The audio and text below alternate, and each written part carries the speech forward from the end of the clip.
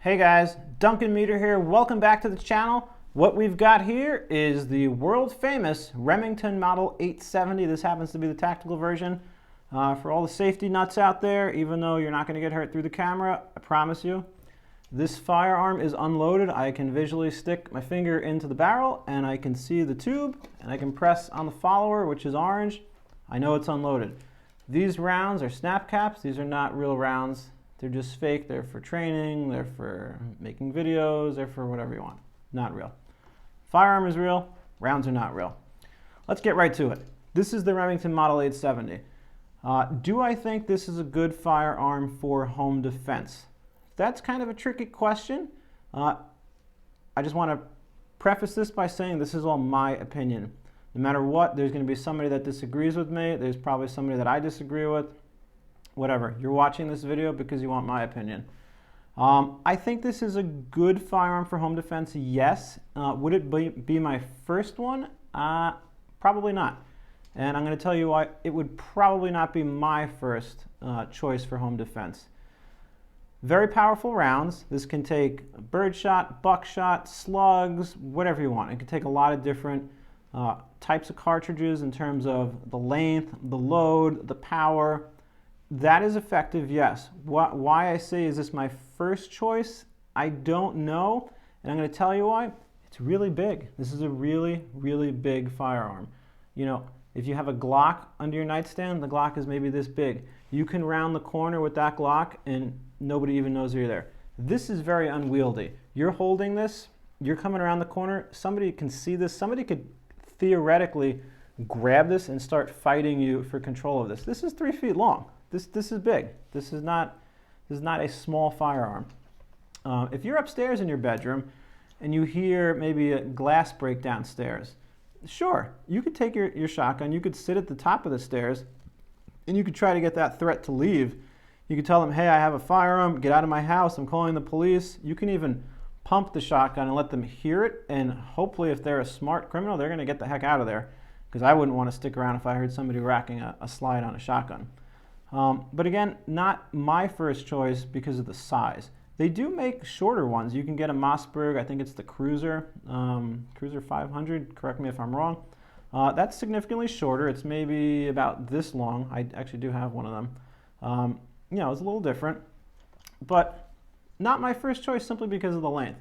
A shotgun is effective though. With the handgun, any of you new shooters that have ever gone to the range and you've set your target up, and you're like, oh, I'm going to hit the target, and you take your handgun, and you aim, and you pull the trigger, and you don't see anything on the paper, even though the target's only 10 feet away.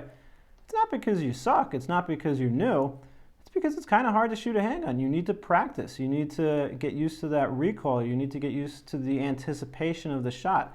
With a shotgun, it's a lot easier. You kind of point in the general direction of your threat, and you pull the trigger. Because with a handgun, where you're firing one bullet, yes, with the slug, you could be firing one projectile, one cartridge, whatever you want to call it. But with a shotgun, if you're not using a slug, let's say you're using birdshot or you're using 00 buckshot, you're firing multiple projectiles, and the further the target or the threat is from you, the more it's going to spread, and it's theoretically going to, some of it is going to hit that target. Whereas again, single bullet in a handgun, the actual bullet piece, that you've only got one shot, and if your aim is off, if you're shaking, you pull the trigger and you flinch, or you anticipate the shot and you flinch, you may not hit anywhere near your target. I actually saw a video once of a shooter. He walked into a board meeting, and he aimed almost at point blank range. He was probably 6 feet away at each member of this board, and he missed every single one of them. Every single one of them. By the grace of God, they all were fine. With a shotgun, you would have much higher probability of hitting your target because it spreads. It's a much wider spread of the shot. So my opinion, yes, this is a good firearm. If you don't have a pistol permit in your state and you still need or want a means to defend yourself, absolutely, go out and get a shotgun.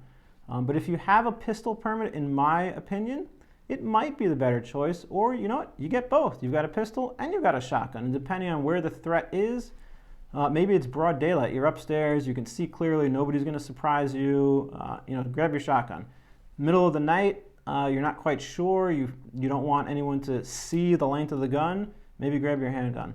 Again, different schools of thoughts. I am not here to tell you what is correct and what is not correct. That is totally up to you, the user. In my opinion, I kind of like a handgun for its compactness, but I definitely see value in the shotgun. I own a shotgun. I own multiple shotguns.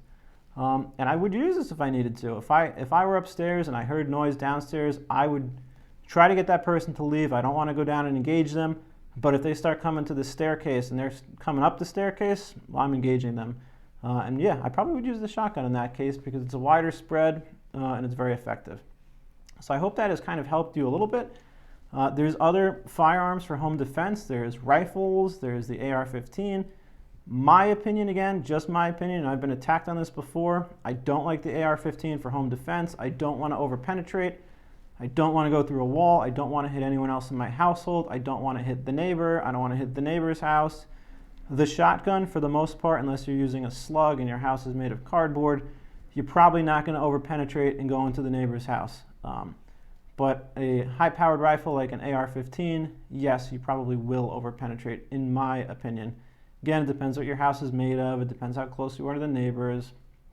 But my opinion, shotgun, good for home defense, yes. Handgun, good for home defense, yes.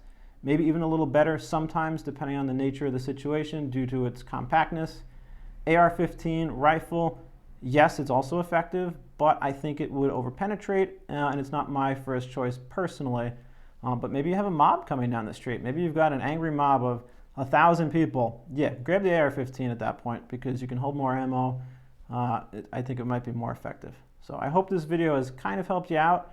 If you're thinking about getting a shotgun for home defense, get it. Absolutely get it.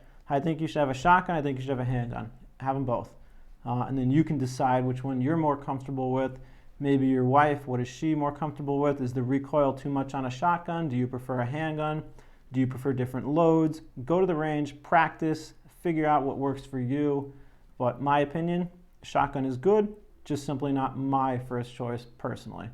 Hope this video has helped you out. If you could do me a solid and like and subscribe, it really helps the channel. Leave a comment. I read all your comments. And if there's something you want to see me make, a specific video, you want a review of something, leave it in the comments. I'm happy to do it for you. Thanks for watching.